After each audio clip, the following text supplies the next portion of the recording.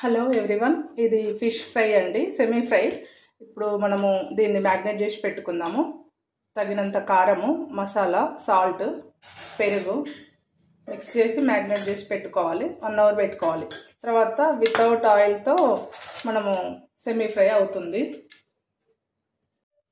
1 hour అయిపోయిందండి time. ఇది hot pan, లైట్గా ఆయిల్ ఇట్లా అడుగు వరకు పెట్టేసుకోవాలి.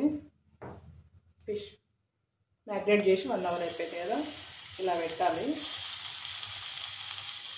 మామూలుగా అయితే మనం ఎక్కువ ఆయిల్ వేస్తాం కదా, ఇందులో చాలా తక్కువ, ఓన్లీ మనం బేస్ వరకే ఆయిల్ బ్రష్ చేసుకోవాలి. ఒక 7-8 మినిట్స్లో ఇది ప్రాపర్గా కుక్ అవుతాయి. ఇట్లా పెట్టేసి లిడ్ క్లోజ్ చేసుకోవాలి. లిడ్ క్లోజ్ చేసుకొని 98 వచ్చినాక చూద్దాం.